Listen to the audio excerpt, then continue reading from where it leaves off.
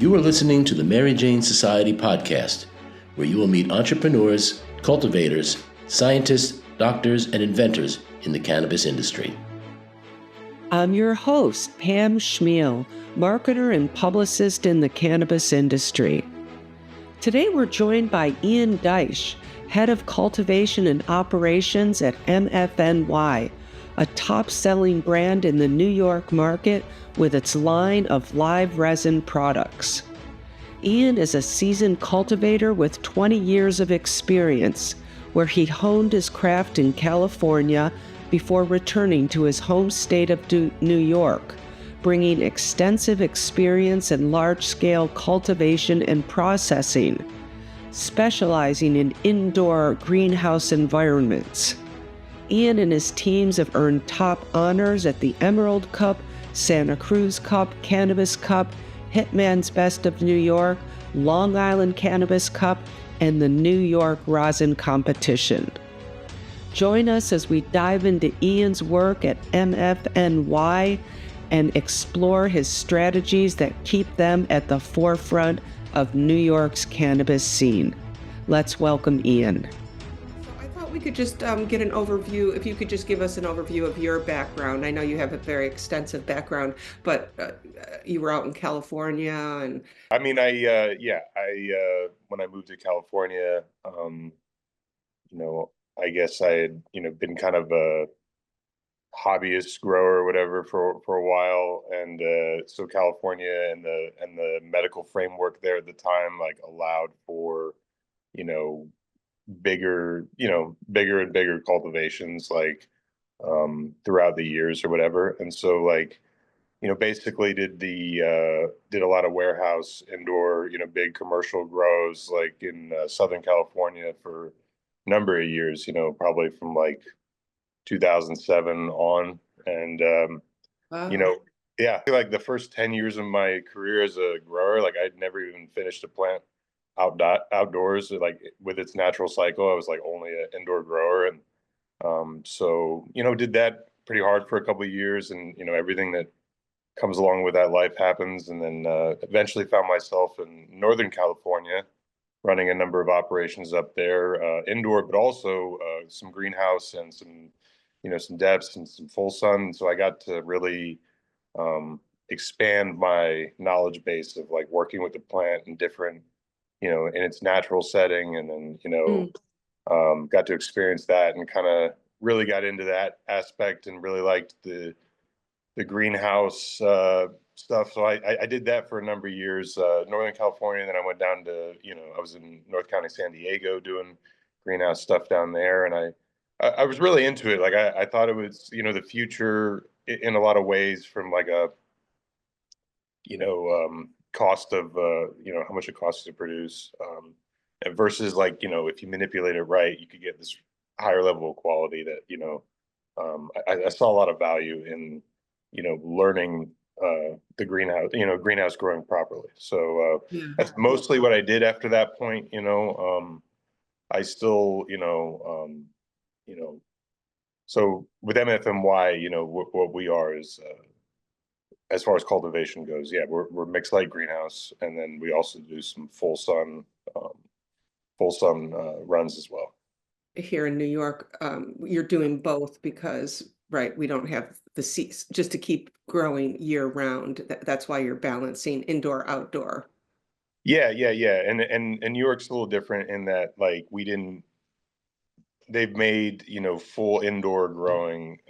It's not an easy license to set up, so, like, they really wanted most of the producers, producing either, full outdoor or some version of greenhouse is what they really kind of wrote the regulations to gear the industry towards. And, with that comes, some pluses and some minuses, so, that's just what it was for us here. And so that, they had this beautiful, greenhouse property here that was a converted, ag facility prior to it, as a lot of, cannabis facilities in New York actually are just converted ag. Some other ag crop was grown there, and now they're doing cannabis. Yeah. Okay. So, How do you think New York's going to fare, like all the cultivators in New York, down the road once the borders open up? Do you think that's always the big question. Like, will we be able to compete with California? I Or think I think in certain ways, like certain parts of the state are fantastic agricultural zones, and the plant grows really, really well at certain points of the year. And I think at other points of the year, you definitely need to be able to control the climate with regards to heat and light and stuff like that. And so I think if like, you know, yeah, if we keep progressing down this path and, you operate in a zone for a number of years, I think that like, while maybe it doesn't make sense across the board for everybody, but there will be people that are just savvy growers and know their zone and know how to produce for keeping their costs in check and yeah, I think there will be people that can compete with some West Coast grown flower for sure. just because they're talented in growing and manipulating the plant and Yeah, knowing how, yeah, right? they're dynamic with their strategy. They Mm. yeah, they've got the whole thing. I mean, it's not going to be easy. It's definitely not going to be everybody. It's definitely going to be because it is. It's cheaper to produce over there. It grows better, arguably climate wise. But we'll see. We'll see when that day actually happens. Yeah, It's not here yet. And yeah, yeah, yeah. and Just and and, curious. and I'm not sure we're going to see it for a couple of years. I got to be honest now. I So like, know. I agree. Yeah, I think we have some runway there. So what are some of the challenges then facing just all of the cultivators in New York? Is it some of it like electricity costs or water or just in general, like what are you guys facing is some big challenges? yeah, I mean. Pathogens. Let's talk pathogens. Yeah. I mean, obviously, like, being that we're on the East Coast, we get a considerable amount of rain throughout the year. And Uh, so, you have this kind of, and it's more humid on this side of the country. And so like typically that doesn't go well with cannabis, but like if you, like I said, like there's really great seasons, and if you know what you're doing and you can manipulate your climate strategy, with a greenhouse or whatever it may be, like there's ways to do it. But like yeah, I mean it is, I would say, you know just putting a crop out in the full sun and not protecting it, you're going to be open to a number of problems and pathogens and stuff. It's just a fact. Right. So, I mean, in the news, just, in every state, everywhere, that's what the news is about, the pathogens and the molds and popping up in the weed, and certainly in New York, that's like a big problem. So is it something that, I don't know, I guess it's just because it's the weather that you're talking about that we're at high risk here, that Yeah, all happening? it is. It's partly the weather, and then part of it has to do with like how the cannabis industry is largely done. Um, their propagation methodology. A lot of people, myself included, we all grow from clones, and that's because the market, the customer ultimately demands that consistency, and that's why we do that, and it's why we've done it for so long. But like, you know, I would say, having pretty extensive experience growing a lot of seeds and making a lot of seeds, like the seed plants, obviously they have this added level of vigor and protection that like, when you come into these, environments like what you have in New York, where it's not a perfect environment for it, like that added level of vigor can actually protect the plant from a lot of different vectors and stuff. So, you know, So you're myself, saying seeds adds growing with seeds versus clones gives you more protection? yeah. I mean, the clone, like, it's not a natural process, right? So, like these genetics, like the cannabis plant, like it's an annual plant, wants to die. We don't let it die, and Uh, a lot of the vectors or vectors like bug problems, diseases, viruses, whatever, like it comes from us keeping these clones around and sharing them and stuff like that. And And Oh, so, okay. when you grow from seed, like you actually avoid, you can avoid not everything, but like it's significantly less pressure on the plant. And so, like for an area like New York where there is higher humidity and you have these kind of climate challenges, like to have that added level of protection for the plant and vigor, I think can be a step towards preventing, to prevent some of these like pathogens and the mold counts and everything that all the consumers are so worried about. Oh, so I didn't know that was kind of the culprit, a little bit of the culprit was the clones, kind of. Yeah, I mean, or like yeah, but basically like our whatever our stock is that we're using, like it's you're already starting from an imperfect source. I mean, you can grow a clone really well, and we do grow from clone, but like when it comes down to like the plant being able to protect itself from like say some mold spores or something in the air, like a seed plant is way more um, fit to do that than a clone. Doesn't mean you can't manipulate the clone to also resist as well, but typically speaking, I don't know. I think as cannabis moves forward and these individual state markets are tasked with producing, their lot of cannabis for their state consumers. In some of these states where it doesn't grow so well, like I think people are going to have to evolve and I don't know, taking a path towards trying to grow some production stock from seed now that we have all these different SKUs that you know you don't see the flower ultimately, so like some of the reasons why people stopped growing from seed was just like it wasn't a uniform, like it's like brothers and sisters from the same parents. They're inherently different people. Same thing with seeds largely, and that's because of how we've been breeding and all the hybridization for like the past 2 to 3 decades. And it's cool because you could find some really unique stuff, and people find a single plant that's really magical, and they keep it and they clone it and they propagate it, and that's largely how we've done it, but there is a path where, and it's years of work, but generational breeding to basically achieve a more uniform seed stock that you would, as an operator, you would feel confident doing production runs from it, because it was as uniform as you needed it to be for whatever product that you're producing. And so at MFNY, that's one of the paths that we are going down. Like we'll never be 100% seed production, but we're definitely pursuing new varieties and chasing, doing generational breeding and selection, and trying to get to a place where we will be able to grow at least a hefty portion of our production material from seed stock. And that's and Oh, for exactly those reasons that I yeah. just kind of explained prior to this. Yeah, yeah. Okay, very interesting. That's so interesting.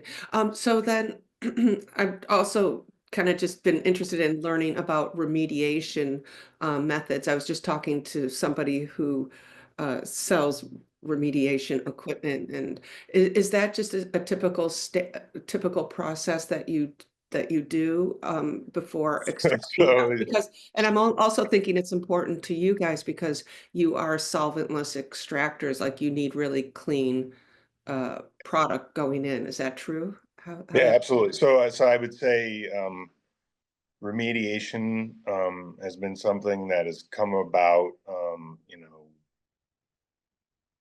as states have rolled out these like testing standards, that never used to exist prior to this. So like this is all new, Oh, you know, okay. kind of technology or whatever. But like I think the reality really is that, when you think about flour as a product, it's a very like, I mean, it's minimally processed, like literally, like the thing, there's no like peel or outer skin or anything, it's just like you're basically smoking this exposed flour. And so like unless the flour is being produced in some ultra like,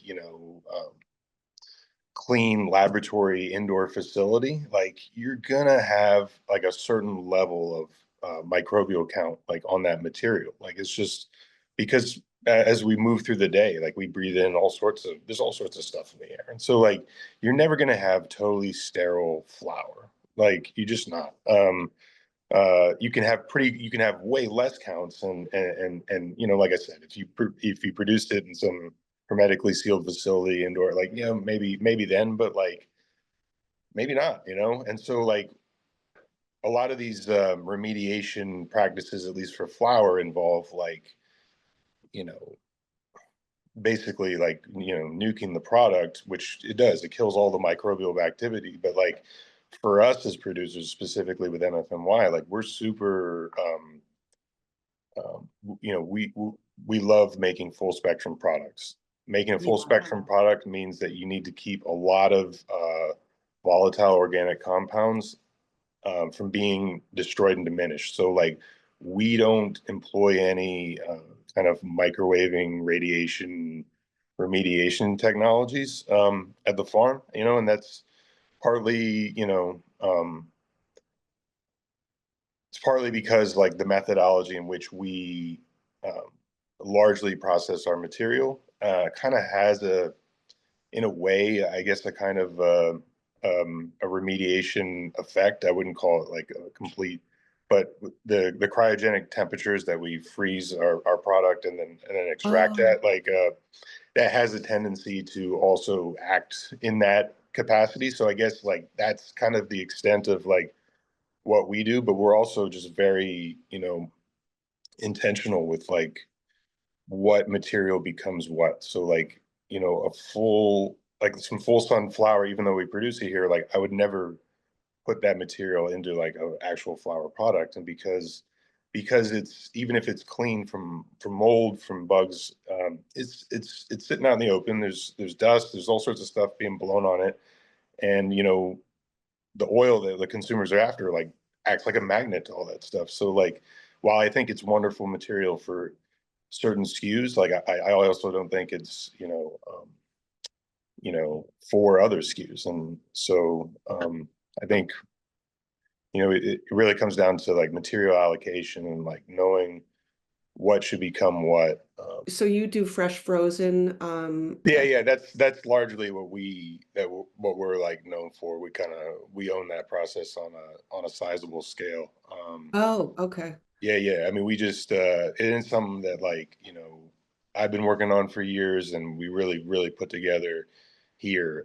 It was kind of always a goal just to be able to produce the live resin at a not as a similar scale, but at least like a small scale distillate operation, which means processing thousands and thousands of pounds and being able to like have a permanent presence like in as many retail stores as we do. And it's an undertaking, but and it's certainly not easy, and it takes Yeah. specialty equipment and stuff like that. But we firmly believe it's made all the difference in like how the market perceives us at MFNY. And we feel like we've kind of been able to at least offer like a slightly different lane of product that the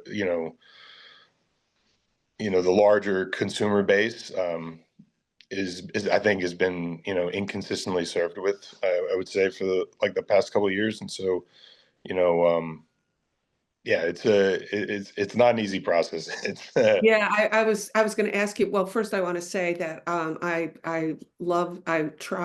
have the liquid gold. Is that what it's called? The liquid gold, the tinctures that you yeah, sell? the The tinctures, right, new one right. that just came out, Yeah. liquid gold, I think it's called. Mhm. Love it. Love Yes. it. Yeah, I Absolutely. mean, that's an awesome product, just like That is.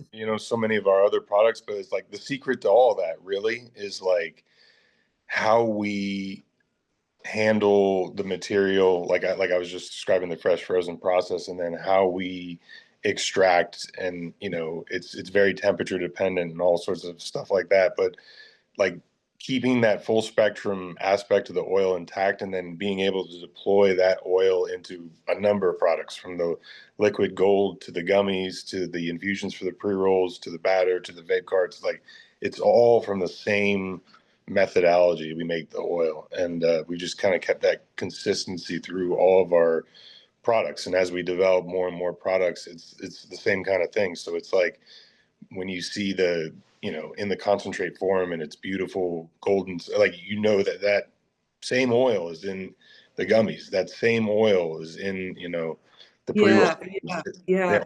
So are you saying like the inconsistencies that you saw in the market the past couple of years? Are you talking about like the different SKUs are like it's either distillate in the gummies or you'll do the tinctures with a good BHO extraction or is that, but you're saying all your SKUs have that great full spectrum. Is that Yeah, what it's like you're talking? yeah, it's the cornerstone of like what we like Yeah. what we Yeah. do is like we try to keep, the true aspects of the plant. We try to showcase that, and we do that through how we grow, how we harvest, how we process, and then that end result, beautiful full spectrum product becomes any number of SKUs, but like I would say when I described the inconsistencies, it was like that level of full spectrum product largely hasn't been like available to like, you know, the wider cannabis customer base. Like nuanced customers have known for a while where to get stuff like that, but like turning like your, part-time or, casual cannabis consumer onto like a full spectrum product, and then also being able to produce it at such a level that that person doesn't have to show up like it's some like, special like sneaker drop, or, they're camping out for Yeah. tickets. Like they can just go to their neighborhood store and pick it up off the shelf. I would say like that was kind of the inconsistency I was describing. Like most commercially available like oil products are usually made with a completely different process, Yeah. and they're not full spectrum, not in the sense of like what we are. And so like we saw that angle in the marketplace, and we knew that that was a lane that we knew well, and that we could play in. And I think it served Yeah. us well.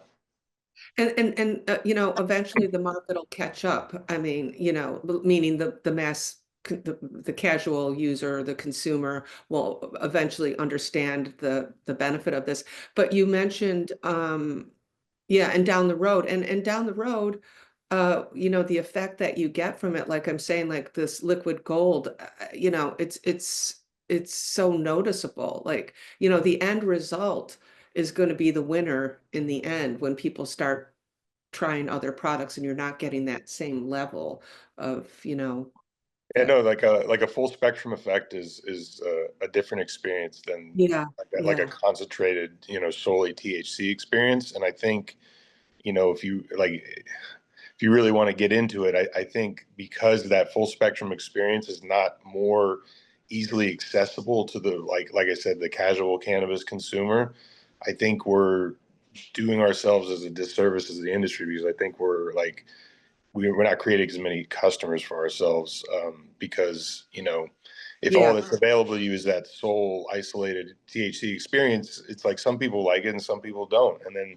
but if you're one of those people that don't, you have that, and that's the only thing that's available to you on the shelf, like we're probably going to lose you as a customer to some other, and so like I think it's super important to have, more and more, like I'd love, I want to see more and more full spectrum products in the marketplace. And yeah, for sure. I think it'll, the cannabis industry as a whole will benefit from that. Yeah, and I understand when a brand is first coming to market that they go the distillate route because it's cheaper and easier and Mm. to enter the market. But you guys didn't start that way at all, right? You came out right with full spectrum. You started, Yeah. yeah. So I mean, So yeah, I'll say this. Like usually, like distillate is a great process for commercial scale. And it is. You're right. It's a more cost effective, as far as like modeling a business. It's definitely a more to cost test the effective way. market. Yeah, of entering. But like it's saturated, and there's people that do it Yeah. bigger and cheaper than I would ever be able to do. And so you know, I um, agree with you totally, what yeah, you're talking about. I mean, absolutely, because eventually they're going to know. So you're already ahead of it and developing it. I think it's just, I mean, it's a great strategy. It's harder than what everybody else is doing and more costly, but you know. Yeah, it took a leap, like luckily the founding team and everybody like believed in the vision and saw the, what we were gonna, how are we gonna be different, and everybody Yeah. like, and it wasn't an easy choice to go this route, especially in the beginning. But I Yeah. think it's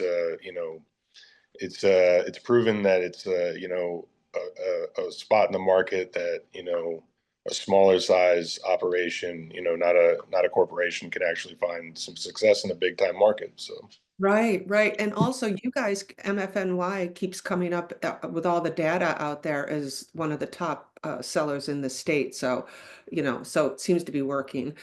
Did you have like proprietary equipment, or is it something special that you set up a different system than a typical like fresh frozen rosin yeah, extraction process?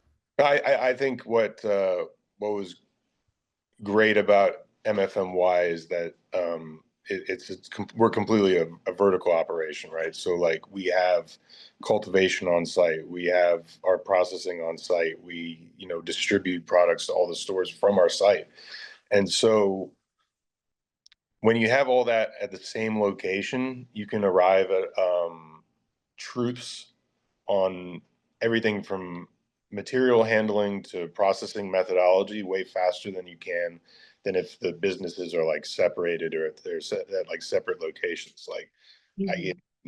have my extractor come look at material, in the field, and we can look at, trichomes Uh, under a microscope and make a decision on whether or not it's time to take it down, that kind of thing. And so like, because of that nature, and because it's not two businesses trying to make a profit out from one another, where in the past I've always been like a cultivator producer. Like I never like had the lab in house. I always worked with extraction facilities and stuff for years, but that relationship was like kind of challenging, especially when it comes to like trying new things. And so like, here we've been able to just challenge truths, and I wouldn't say that we have any, like, there's proprietary aspects to our equipment, but I think it's more in the arrangement and strategy, and how we just like everything from like cultivation knowledge and like what needs to happen when to when, all the way down to like the plant being cryogenically frozen, within 15 minutes coming off the truck. So um, yeah, I mean, it's in the strategy, and it's also in the people that execute it. We've got a super passionate team here that everybody subscribes to the mission, and they take ownership of the quality, and it shows in all their work. So yeah, it's a massive undertaking, but yeah. yeah. Yeah, it's great. Yeah, the single source. Yeah. Where does like the magic really happen, like in the curing process? I mean, I think people have different methods of curing and manipulating, like you were talking earlier, to make sure you don't, you Yeah, know, yeah. yeah. So like, it's like cooking, everyone's got their own like secret recipe, but like generally speaking, like when it comes to producing flour and curing for flour and curing for pre-rolls, stuff like that, I prefer, yeah, I mean, mechanically, infrastructurally, you have to have a climate controlled facility that you can lower both temperature and humidity, mechanically, um, and that you have enough room to, a lot of times you'd be surprised, people set up and the drying space is the last thing considered, but like it should be one of the first, because it's really where you can grow a great crop, and if you mess up that process, it's going to be doomed. So what we like to do personally, like, a lot of people do stuff different ways. They love to like take off a bunch of the leaves. Like I like to take the plant whole, put it in the room cold for the first couple of 3 days, because in a weird way, like keeping the plant intact and chopping it down suddenly like that, it has a, I don't know, natural response to want to finish. So like whatever like sugars and whatever it's been working on in its leaves, like those are its like power plants basically. Like there's like kind of one last flush that comes through, that if you keep the temperature at a certain point for like the first 3 days, you can watch the flower literally do its like kind of last change, and Ah, then you begin to dry, and it's all temperature dependent, and you want to be continuously drawing down moisture from the environment without over drying the flower too, and then it's knowing That's when right. knowing when to take it down and put it in containers and redistribute what moisture is like left at the stalk and the center of the plant. Is like that is the magic, is like that's knowing when too early. Too early you can over moisten the product and lose the smell. Too late you can over dry it and it just turns to dust. So like that is kind of the you know once all those other aspects are in place, the magic is just kind of knowing when it needs to come down and when it needs to breathe, and then just getting it through that final stage. And I've heard some other people talking lately, and just wondering what you think about uh aging aging cannabis, meaning like if it I don't know, I guess if it maybe once you stop it, once you've got the moisture where it is, and Mhm. then it like will there be like future thinking, this is aged, like does it change, like if you keep it once you, I don't even know if I'm describing that No, correctly. no, no. I no, you're right. Like there is Oh, like myself personally, like I enjoy flour when it's been cured well, like properly for months. I think also like for being a months. producer, yes, yes, like this is me speaking as a consumer. Yeah. I like if it's cured properly, like you let this chain of reactions happen and the smoke itself is way more enjoyable. I think also, um, you know, as a producer, and like cannabis sells best fresh. People want to, it's like produce, like people want to see a bright, looking bud with some Right. fresh, cannabinoids all over it. And they're not wrong. And I think a lot of people have grown accustomed to smoking their flower pretty fresh because of and but like what I was talking about earlier, like a longer cured product, like it's never as bright as, and if I was I don't know, like I think there would be an adjustment period of people's visual perception of with what they're buying in the store versus like, and then catching that up to the effect. But yeah, personally, I like pretty well cured flour to smoke, but I love selling it when it's like 3-4 weeks like out of the cure. Like it looks the best. Will we have vintage strains where you'll go, oh, like, literally, a pouch of this is vintage from, I don't even know what that means, but so I'm just kind of exploring that idea, if Yeah, that's, yeah. Yeah. I mean, a I couple think years. it's people like you that know the difference. You'd have to be a real connoisseur to really understand what the difference is, Yeah, I mean, it has to do with like the smoothness of the smoke, really. I Mm, think, but yeah, personally, like I know some old timers. Like I was up in Mendocino, and this guy had been, long curing, like basically in a cellar, like in a cave in the mountain, like 2-year-old cannabis, but just at this optimum temperature for that, and it was, it was really nice. I got to be oh, honest, oh, so like. you, Mhm. oh, okay, so you tried, somebody was Oh yeah, doing yeah. Like there are pockets of people that do it for sure. I that. just as far as like you know a commercially viable product that you can sell in volume, Yeah, I think there's a lot of education and experience having that needs to happen for that to like catch up yeah, to the yeah. current like model. Yeah, yeah. Just curious. Yeah, super forward thinking. And then you were saying that, I'm curious, like how does someone scale up this type of, you know, premium, extraction process, like to scale up to what you guys will need to do as this state gets really going. Yeah, I mean, you just you need bigger and bigger. Facilities and footprint, like cultivation footprints, like, that would be great to have. And then, as you build new facilities, or like as we move into the era where we actually build like facilities for cannabis, you have to consider efficiencies, not just in the growing part of it, but how that moves like downstream into your production, and keeping your cultivation and your production in this like very linear path. It's all about like shaving efficiencies wherever you can, because they actually add up to a pretty big total. When you start all the percentage gains and like we did this process quicker, faster, 2 hours quicker, like all those little, a little bit better over time, right? Like that's how you really do it.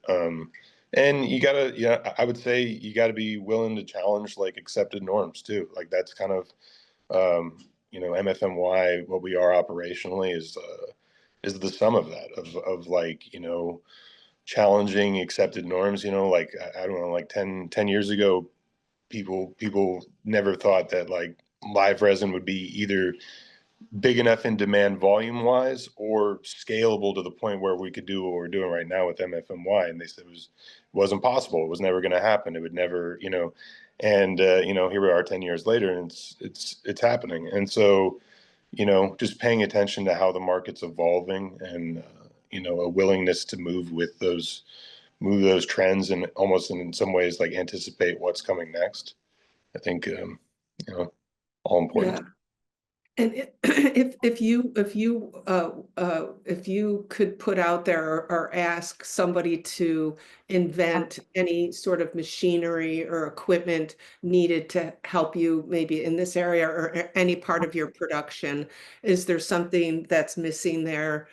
Because really this industry is, custom machinery, and, people are inventing things all the time. I'm just curious because I also read that, right, so you're I mean, you've used all types of software platforms, automation, and things like that. So I'm just curious of kind of asking a big round question about like, what do you use and what would you need, if anything? Like, if you Oh could. yeah, we use some pretty sophisticated equipment, especially with regards to our processing efforts. A lot of like camera focused robotic type equipment, but like even using all that stuff, like it's never. You also kind of realize that like, especially some of these products we make in cannabis, like there is a level of human hands-on neededness. I don't know if like, Yeah, yeah, uh, yeah. and like, you definitely need very qualified people to run these like complex systems. Like some of them are user friendly, some aren't. Like, and they certainly don't run on their own. And they Oh, certainly, like as automated and everything as you can make things, like they certainly don't, completely QC the material, and they certainly don't, it's a lot of aspects that like still require a human touch. And so like rather than just trying to fully get away from like say a human touch, we try to make ourselves efficient in ways to where when the human touch is required, especially with regards to quality, we're going to use it. And we're going to use it because we're saving in these other aspects of it, and that we can afford to like, use labor where it matters most. oh, good point. Good point. Okay. Yeah, because you just you see so many companies advertising, like there just seems like there's a lot of companies out there creating new technology for the cultivation end of our supply chain. And I always think like, wow, it's just, between the lights and this, it just seems like cultivation needs all these different moving parts to help you perfect what you're doing. But Oh anyway. yeah. There's lots of like cool tech and like solutions to problems, and like there's a whole way of marketing towards growers that are having different issues. But like you know I love a degree of tech in the grow for sure, but then there's just some tried and true like ag principles that like if you're aware of, and you don't need the most sophisticated tech of all time to get results that you need in the grow. Like I think people, especially when cannabis became like commercial and all these Canadian market and all this stuff started, like everybody felt the need to build these like Taj Mahal facilities, which was awesome, but like also you're making a product that's inherently going to compress in price, and you've got to figure out a way to get your costs Mm. under control and also deliver a quality product. So like I've been on the side of building the Taj Mahal, and I love doing stuff like that, but like also like I think there's a certain beauty in being able to like produce quality with like maybe not the most or the highest level of sophistication. You're just good principles, good strategy, good execution, and you get what you need, and you don't overspend on that area, so that like again you can dedicate funds into other aspects that like only improve the quality. With all the hemp beverages coming out now, and I feel like, what if will we switch back over to marijuana once, like if we get descheduled, to schedule 3, will hemp beverages turn into marijuana beverages, or does it really even matter? What do you think the difference is? My question is that what do you think the differences are in quality, full spectrum, the hemp plant versus, marijuana? Right, right. So like I would say like you're talking about like D9 and stuff like that, right? Yeah, yeah, So so so so yeah, just like maybe cannabinoids. any D9 product is never going to be a full spectrum product. It's a concentrated amount of THC from like a large hemp crop. And so yeah, I mean like The with the cannabinoids, like, do yeah, they yeah, have yeah. So yeah, like, or it's like it's an isolated. You're isolating the THC from the cannabinoid profile of the hemp, and it's usually in small amounts. But the crops are so big that it's kind of like loophole or whatever. But like as yeah, with the descheduling, like you would hope to see a more of a full spectrum offering with some of the drinks. I think, similar to like what we've done with the gummies, which is like we're not trying to hide the flavor of the cannabis. We've isolated the terpene profile in a way that like you get the really like all the, the fruit or the sweet or the gelato type, aspects of the profile married with natural flavors that's with our gummies. And so we like try to celebrate the flavor of the cannabis, and like I think that could be done in a drink just the same as we've done it in our, like you said, our liquid gold, the tincture yeah. that we have in the market, any number of consumable products like that. I think there's a potential to marry up the full spectrum So with yeah, people. because you can't get it out of a hemp plant, right? Even though they so not aside from the THC, all the other cannabinoids. I mean, I know it's high in CBD, but what about those other minors that we're all so interested in now? Like, I mean, you have a lot of products, CBN, I think, and CBG, and like you can't get that out of hemp, right? I mean, it's there. They have the same cannabinoids, but they're so minor. Is Yeah, that yeah. Like I haven't seen, yeah, exactly. A lot of hemp seems to be concentrating like either the CBD or the THC into Delta 9, or, I'm not saying it doesn't exist, but like, yeah, there seems to be a lack of products, and it's probably because like if you actually just extracted the full spectrum of most hemp plants, like you from a consumer's perspective, it would look deficient in certain levels of CBD and maybe even THC or whatever, because it's so low. It's like you need to concentrate that low amount over a large mass of biomass to get like these, 1,500 milligram CBD tinctures and stuff like that. So I like the idea of, and we've talked about making full spectrum hemp products here as well, but it would be something like usually marrying it with like a a THC cannabinoid profile as well, just to make it more palpable to the what consumers expect when they look at testing on products. so? Are you guys thinking of doing beverages at all? No plans, no immediate plans. I would, Okay. like I'll never say never. Yeah, just There's curious. there's a couple companies out there that own that process hard, and they do it well, and you Yeah, know, but never say never, but yeah, not in the immediate, not in the immediate. yeah, yeah. Because because yeah. So I love the beverages. But anyway, so I guess the very last question is, do you see anything like where we might be going next with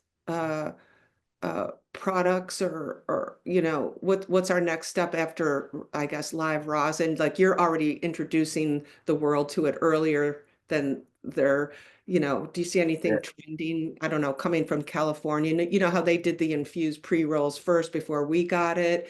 I always Yeah. like to look at the West Coast to see what's kind of coming our way. Yeah. But No, I know. I mean, I think what we did, like you said, we started MFNY started with the live rosin, and that was great because most consumers recognize like really good live rosin as the toppest tier quality product you can make. So if you can make a product like that well, you'll immediately garner attention, which we did, right? And we didn't at that time have we weren't license wise able to extract with our BHO setup yet, right? And so what we did was like show everybody, we can make really good rosin.